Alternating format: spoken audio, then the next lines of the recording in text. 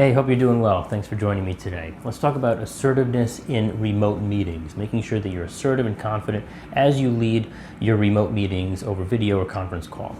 There's three major things that you can do, very simple right off the bat, to start becoming more assertive. Number one is to have a clear agenda and plan in advance that you send prior to the meeting.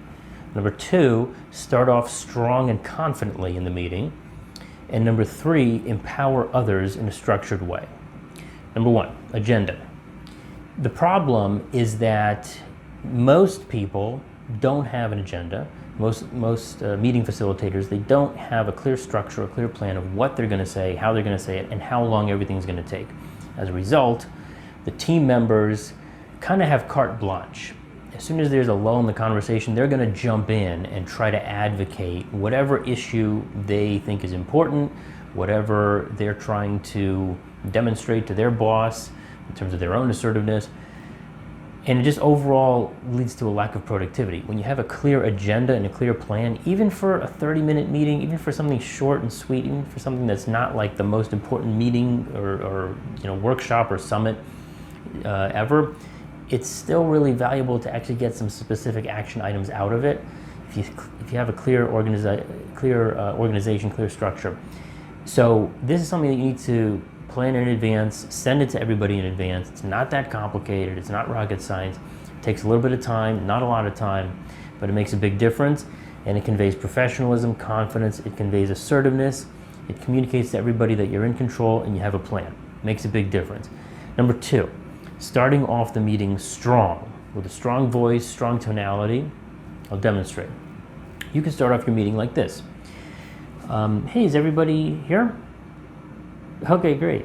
So thanks everybody for coming, and I just want to go through some action items for next quarter. Well, actually, before we get to that, I want to talk about some status updates. So if everybody could say a little bit on what's been happening with them, that would be great. And then plans for next quarter and blah, blah, blah. Okay, stop right there. You see, the tone of voice is just kind of weak, it's soft, it's very casual. It's basically sending the signal to everybody that this is not serious, there's not a very strict agenda, I'm just kind of spitballing it here. And I'm opening the window for anybody who is assertive or really confident or very driven on the team to jump in. They may just jump in right there. They may say, hey, excuse me, Justin, before we get started, I just want to make sure that we have time to talk about X, Y, and Z, right? And then right from the get-go, within the first 30 or 60 seconds, I've already lost control of my meeting. So instead of that, let's try to be very structured and specific and confident. So a better alternative would be the following. Good morning. Thank you all for joining the call. It's great to see everybody. So I'm going to start with the agenda. Everybody should have received the agenda over email yesterday. What we're going to do today is three major things. Number one, we're going to talk about status updates. So everybody is going to have an opportunity to give their status updates and just check in with everything that's going on with their team.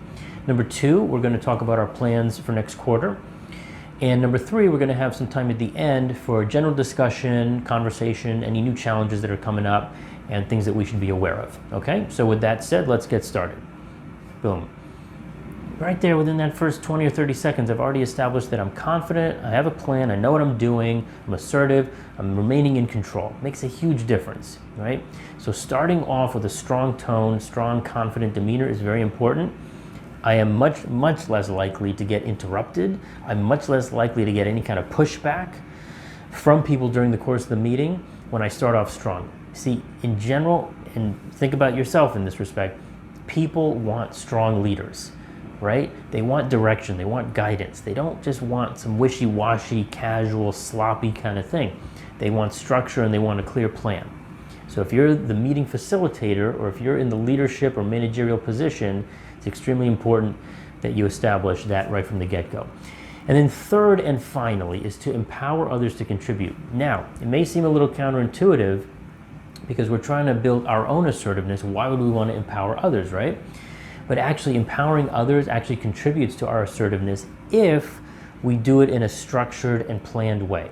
So going back to your agenda, if you specifically say, after the first 15 minutes, we're going to have a 5-minute open discussion where every single person on the call is going to contribute. And I'm just going to go down the line alphabetically by name. Each person is going to say something. They're going to say, do they approve or disapprove? They're going to say any specific concerns that they have, whatever the case may be. I'm specifically going to structure that and plan that within the agenda. So what that does is it empowers other people. So as the meeting facilitator, I'm not just running through the whole thing myself and trying to maintain control for the entire time. I have pressure release valves. So at any given point, let's say in that 5-minute window or another 5-minute or 10-minute window later on in the meeting or at the end of the meeting, people will have a pressure release valve. They'll have an opportunity to say something and to speak up. If they don't know that they are empowered and that they have that opportunity to give their opinion or their viewpoint, then they're going to be scrambling and they're going to try to find some little opening where they can jump in and try to hijack the meeting, right? So it's important for everybody to feel empowered, especially if it's an ambitious team, especially if they are very driven or they have goals. Keep in mind, they want to come across as assertive too. You want to come across as assertive and in control. They also want to come across as assertive. If their superiors or their bosses are on the call, or if it's being recorded, they want to convey the image to everybody that they are ambitious, that they are a go-getter, that they're contributing something. So you want to make time and space for that within the overall structure of the meeting, because if you don't make time for it, people are going to try to take time away from you, and that's what's going to undermine you and your authority, and that reinforces your lack of assertiveness, okay? So empowering others within the framework of the meeting, doesn't hurt your assertiveness, it helps your assertiveness because you maintain control over the overall proceedings, all right? So 3 major things to recap that you can do to increase your assertiveness in remote meetings. Number 1 is sending a clear agenda and a clear plan in advance so everybody knows what's going on. Number 2 is to start off with a strong tone and a strong demeanor right at the beginning of the meeting.